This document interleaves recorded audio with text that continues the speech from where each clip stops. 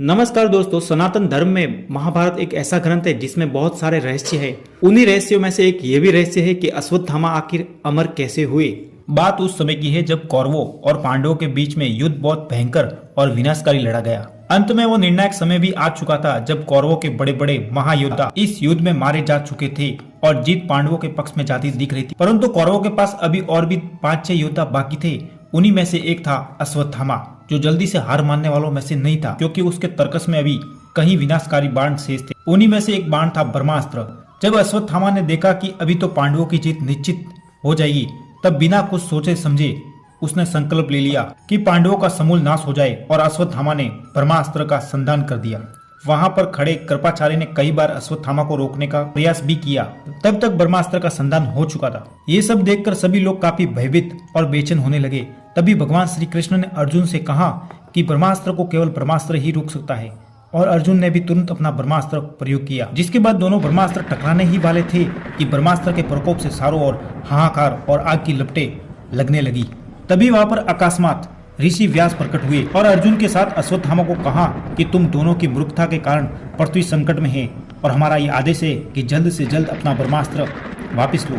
इसके बाद अर्जुन ने व्यास जी की आज्ञा मानकर अपना ब्रह्मास्त्र वापस ले लिया, लेकिन अश्वत्थामा ने अपने ब्रह्मास्त्र को वापस लेने की बजाय ब्रह्मास्त्र का लक्ष्य बदल दिया, जिससे वहां पर उपस्थित सभी लोग चकरा गए कि आखिर अश्वत्थामा कर क्या रहा है।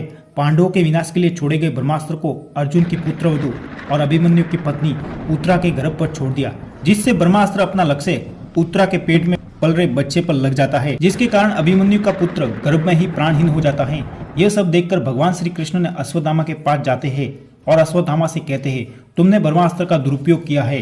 जो तुमने ये अपराध किया है, इसका दंड तो तुमको मिलकर ही रहेगा। तुमने उस निरपराध गर्भ में पल रहे शिशु की हत्या की है, उसका दंड तुम्हें मिलकर ही रहेगा। और भगवान श्री कृष्ण अश्वत्थामा से उसके सिर पर लगी मणि को मांगते हैं, जिसे अश्वत्थामा चाकू से निकालकर भगवान श्री कृष्ण को दे देते हैं। जिसके बाद अश्वत्थामा मनी मन खुश हो जाता है कि बस इतना ही दंड मिला, और मनी मन वो खुश होता है। तभी भगवान श्री कृष्ण पलट कर कहते हैं, तुमने जो भ्रूण हत्या का पाप किया है, उसके लिए मैं तुम्हें श्राप देता हूँ कि तुम धरती पर हजारों साल जियोगे, साथ ही तुम्हारे शरीर से रक्त निकलता रहेगा। तुम गिड़गिड़ाओगे और अपने लिए मृत्यु मांगोगे, पर वह तुम्हें नहीं मिलेगी। साथ ही कलयुग के अंत तक जीवित रहोगे। तुम्हें अपने शरीर से घिन आएगी। ये कहते हुए भगवान श्री कृष्ण वहां से चले जाते हैं। फिर अश्वत्थामा रोता है, भगवान से क्षमा याचना करता है।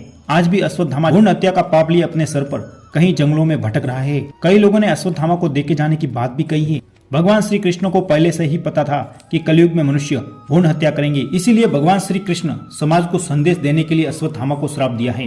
भ्रूण हत्या महापाप है, जिसे कभी क्षमा नहीं किया जा सकता।